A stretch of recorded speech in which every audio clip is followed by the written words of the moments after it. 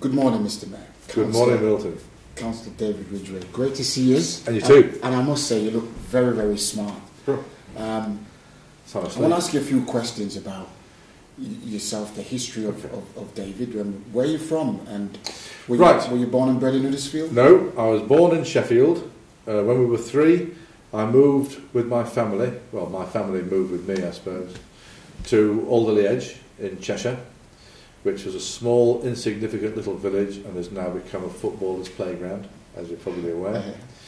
And I lived there for, I suppose, about 10 years. And then we moved to Bramhall in Stockport. And then I came out of school and I moved to London. I was in London for 10 years.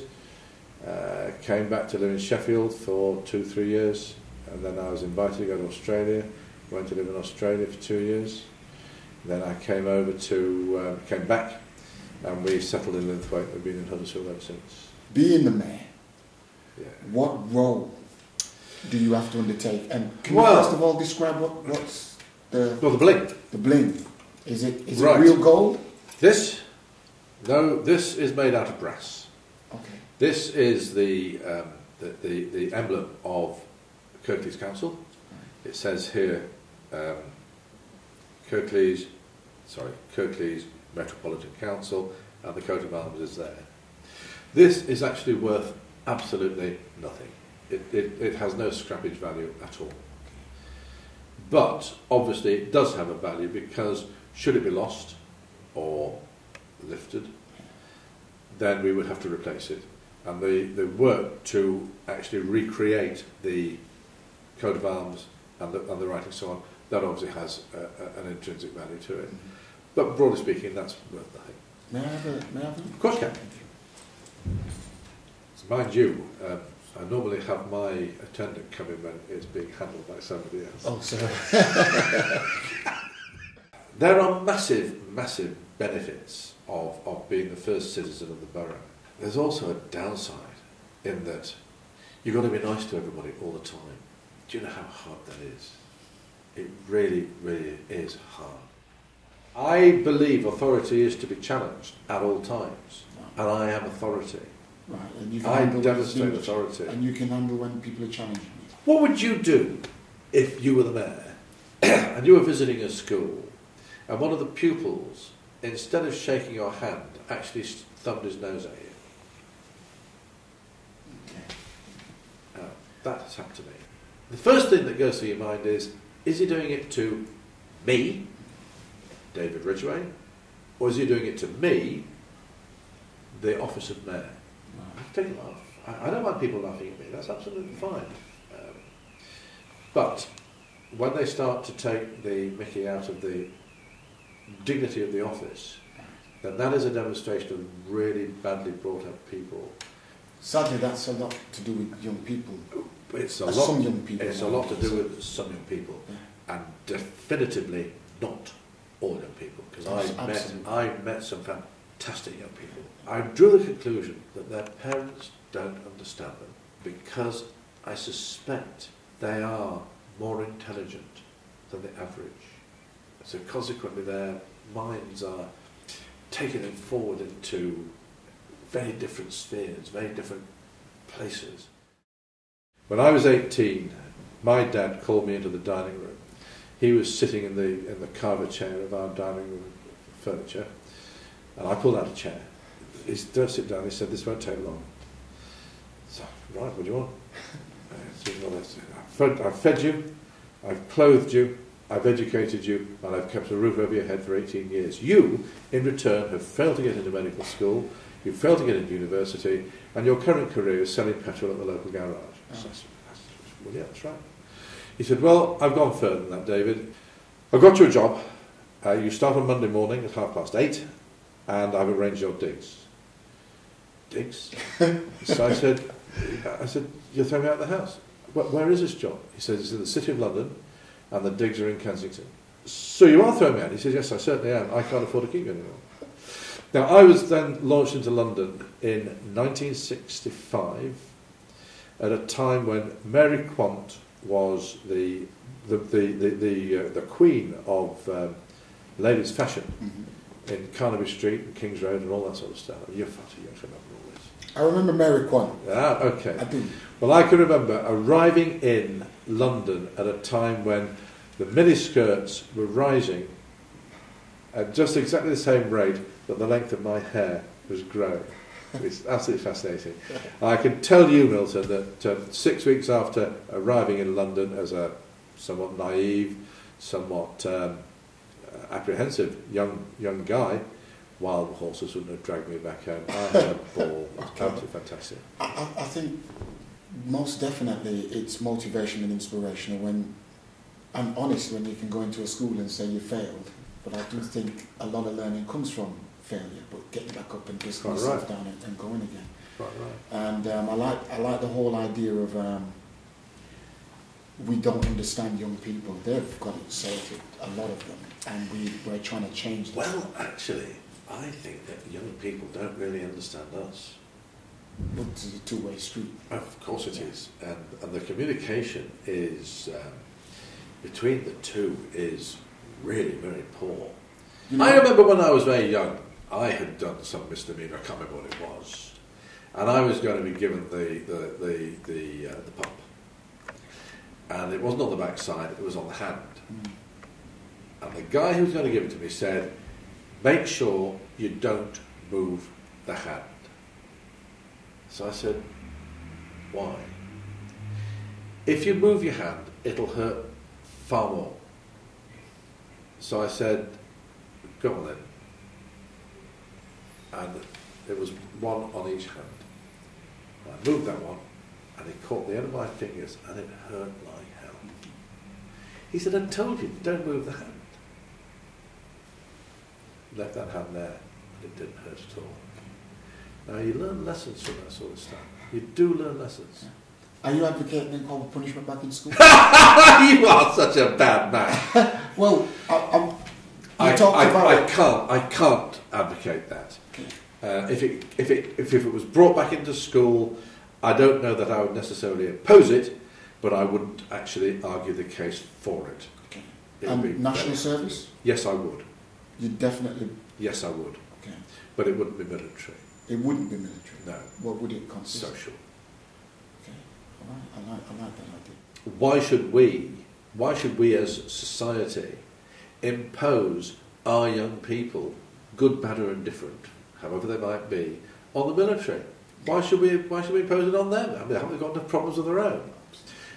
But the military who come to retirement, they could then take these young people and put them into a social setting so that these young people could then be learning about adult life in a practical way, and I think that would be extremely good news. Do you know there's never been a West Indian councillor at Kirklees? Absolutely, yeah. We're doing a lot of work about it. It's an outrage. It's an outrage. Yeah. And you and I are going to speak about this. We spoke about it before this interview, and I'm sure we'll continue to speak about it. You've talked about some of the highlights or some of the challenges of being a mayor, having to be nice all the time and not showing political bias and all those things. And you've also talked about some of the motivational aspects and great moments you've had working in schools with young people. Have there been any other time in your tenure as mayor that you thoroughly enjoyed? Yes, there have. There have been very specific moments. Mm-hmm. I'm 67 years old, Milton, and I've got to the age where it would be quite unusual to be able to say to you, I have met one of my childhood heroes, and that was Dennis Law. All right. What a great guy. Yeah. What a lovely, lovely man. Very easy to talk to, very easy to listen to, and such a nice man. The following week, I had lunch with Sir Patrick Stewart. What a great guy. What a great guy. Rather more serious in the conversation, you would understand, and every word was modulated as you would expect it to be for a Shakespearean actor. And of course, because I'm daft and a bit silly, immediately my conversation with him became so much more modulated and correct as well. But then it's only to be expected, as you know. So maybe I'll be going into patois quite soon. I would leave the patois out. Okay. Okay.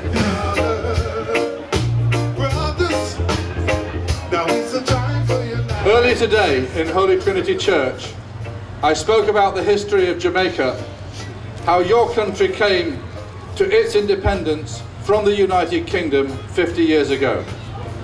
We have many people living here in Kirklees who have a close connection with Jamaica and who make an enormous contribution throughout our borough.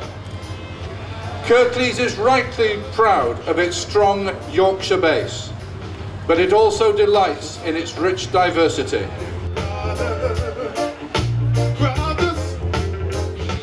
I made 3 speeches for Jamaica Independence Day in the space of 24 hours. Once in the church, once in the park. There was a certain degree of similarity, but they were not the same. I can assure you, because they're in my computer as 1, 2 and 3. Okay. So again, my understanding is that you're part of the lodge and as a Mason, and it influences or guides or puts into some kind of context all those things. Your decisions. Yeah. In personally and professionally. Yeah. I'm now actually finding how hard it is to do a sermon. Why do I want to do a sermon? Why do I mix masonry into my civic role as the mayor? Well, it's because the second degree ceremony in Freemasonry, Freemasonry is made up basically of 3 degrees. First degree is when you start, the second degree is when you're moving forward, and the third degree is when it's all completed